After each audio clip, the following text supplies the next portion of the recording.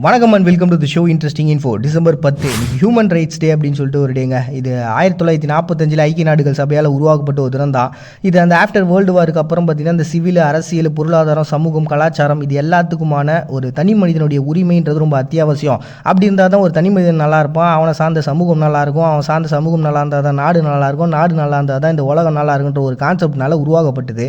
இது ஒரு மிகப்பெரிய சாதனையாக பார்க்கப்படுது, ஐக்கிய நாடுகளினுடைய சாதனையாக. ஏன்னா இந்த உலக நாடுகள் எல்லாமே அக்செப்ட் பண்ணி ஏற்றுக்கிட்ட ஒரு நிகழ்வு. அண்ட் ஒரு தனி மனிதனுக்கான உரிமைன்றது அந்த அளவுக்கு அத்தியாவசியமான ஒன்றாகவும் பார்க்கப்பட்டுச்சு. அண்ட் இந்த நாளில் நோபல் பரிசுலாம் வேறு கொடுப்பாங்க.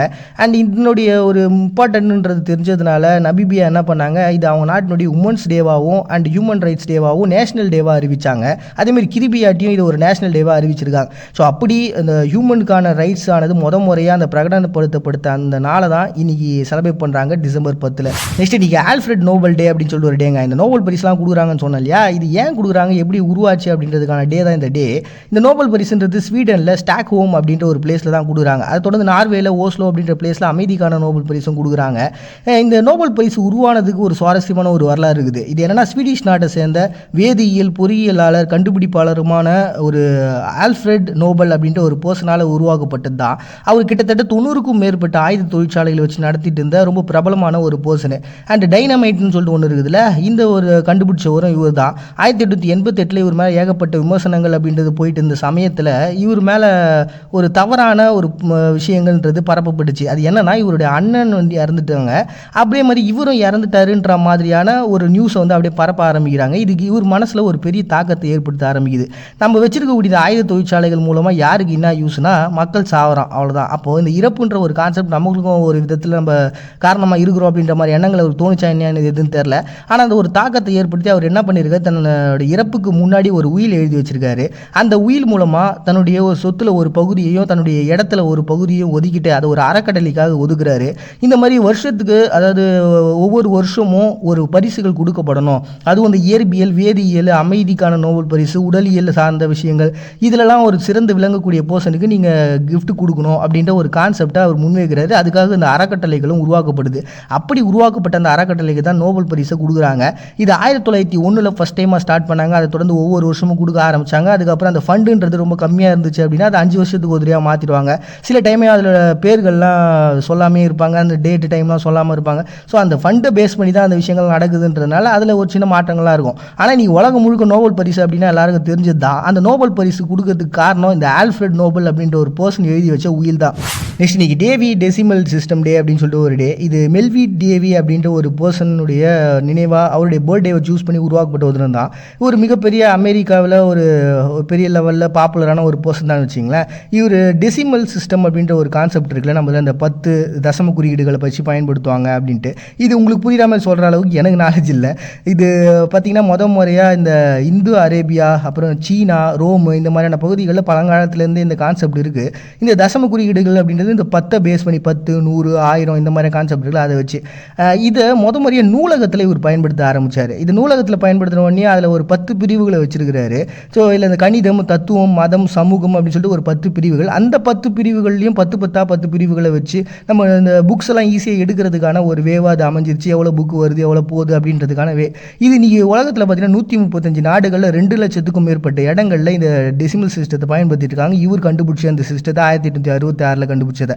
அப்படி ஒரு மிகப்பெரிய லெவலில் ஒரு கண்டுபிடிப்பாக அது இருக்கிறதுனால அவரை கொண்டாடணும்னு சொல்லிட்டு உருவாக்கப்பட்ட தினமாக தான் இன்னைக்கு டேவி டெசிமல் சிஸ்டம் டே அப்படின்னு சொல்லிட்டு ஒரு டேவை செலிப்ரேட் பண்ணுறாங்க டிசம்பர் 10. நெக்ஸ்ட் இன்னைக்கு மேரி ஆல்ஃபபெட் டே அப்படின்னு சொல்லி ஒரு டேங்க ரஷ்யாவில் செலிப்ரேட் பண்ணுறாங்க. இது ரஷ்யாவில் இருக்கக்கூடிய மேரி அப்படின்னு கூடிய ஒரு இனக்குழுக்களாக கொண்டாடப்படக்கூடிய ஒரு நாள் தான்.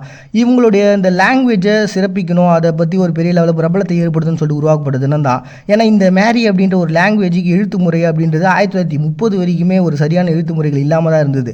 ஆனால் 16ஆம் நூற்றாண்டில் இதுக்கு ஒரு எழுத்து முறையை உருவாகலாம் ட்ரை பண்ணாங்க. ஆனால் அது பெரிய லெவலில் மக்கள் மத்தியில் வரவேற்பு கொடுக்கல. அதை தொடர்ந்து 1775 கசான் பேராயர் அப்படின்ற ஒருத்தர் என்ன பண்ணார், யாரும் அதை பெருசாக எடுத்துக்கலாலும் பரவாயில்ல, நான் ஒன்று உருவாக்குறேன்னு சொல்லிட்டு அதுக்கு இலக்கண இலக்கியங்கள் குறிப்புகளாக ஒரு புத்தகத்தை வெளியிடுறாரு. ஒரு சிலர் மட்டும் இதை அப்படியே ஃபாலோ பண்ணினே வர 1909 இதுக்காக ஒரு புனைக்கதையான புத்தகமும் வெளியிடப்படுது. அதை தொடர்ந்து பார்த்தீங்கன்னா இதில் ஏகப்பட்ட வெரைட்டிஸில் இந்த எழுத்து முறைகள் அப்படின்றது மாறுது. ஏன்னா 1871 ரஷ்யாவும் இதுக்கு ஒரு எழுத்து முறையை உருவாக்குனாங்க, ஹில் மேரி அப்படின்னு சொல்லிட்டு. ஸோ இதில் இப்போ நம்ம எடுத்து பார்த்தோம் அப்படின்னா ஹில் மேரி, அப்புறம் மெடோ மேரி, அப்புறம் நார்த் அண்ட் வெஸ்டர்ன் மேரி, ஈஸ்டர்ன் மேரி அப்படின்னு சொல்லிட்டு ஒரு 4 வகையான எழுத்து முறைகளை இந்த மாரி வச்சுருக்கிறாங்க லாங்குவேஜில். ஸோ அப்படிப்பட்ட எழுத்து முறைகள்லாம் இருக்குது. அது நம்ம இன்னும் பெரிய லெவலில் எல்லாருமே ஃபாலோ பண்ண ஆரம்பிச்சோன்னா தான் அது ஒரு அதிகாரப்பூர்வமாக நமக்கு என்ன எது தேவை அப்படின்றதெல்லாம் நம்ம உருவாக்க முடியும்ன்ட்டு. ஏன்னா அவங்களுடைய லாங்குவேஜை பொறுத்த வரைக்கும் பார்த்தீங்கன்னா இந்த சொத்து கடன் இந்த மாதிரியான பிரச்சனைகள் இப்போ ரொம்ப நாளாகவே இருந்திருக்கும்ல, ரொம்ப வருஷத்துக்கு முன்னாடியே.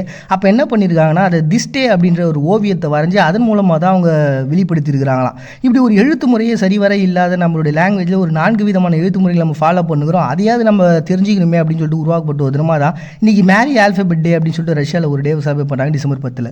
நெக்ஸ்ட் இன்னைக்கு இன்டர்நேஷனல் அனிமல் ரைட்ஸ் டே அப்படின்னு சொல்லிட்டு ஒரு டே. நம்ம ஹியூமன் ரைட்ஸ் டே பார்த்தோம்ல, இது 1948 3 வருஷம் கழிச்சு உருவாக்கப்பட்டது.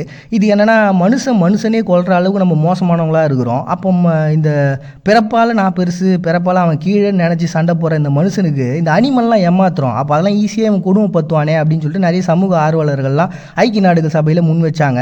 அதன் மூலமாக ஐக்கிய நாடுகள் சபையில் 1948 உருவாக்கப்பட்டதா. ஸோ இப்போ நம்ம ப்ளூ கிராஸ் அப்படின்னு சொல்லிட்டு சொல்கிறோம்ல, ஏதாவது ஒரு அனிமலை நம்ம சித்திரவதம் பண்ணோம் அப்படின்னா அவங்க வந்து பிடிச்சிட்டு போயிடுவாங்க, நமக்கு தண்டனைகள் அப்படின்றத கொடுப்பாங்க. அப்படி அனிமல்ஸும் பார்த்தீங்கன்னா நம்மளுடைய சக உயிரினங்கள் தான். அதை பாதுகாக்க வேண்டியது நம்மளால் பாதுகாக்க முடியலனாலும் அது கொடுமைப்படுத்தாமல் இருங்கப்பா அப்படின்னு சொல்லக்கூடிய ஒரு நாளாக தான் இன்னைக்கு இன்டர்நேஷனல் அனிமல் ரைட்ஸ் டே அப்படின்னு சொல்லிட்டு ஒரு டேவை அனுசரிக்கிறாங்க டிசம்பர் 10. இன்னைக்கு தாய்லாந்தில் கான்ஸ்டியூஷன் டேவை செலிப்ரேட் பண்ணுறாங்க. இது முறையாக பார்த்தீங்கன்னா 1932 அரசராக இருந்த பர்சனு இந்த பிரஜாதி போக் அப்படின்ற ஒருத்தவங்க.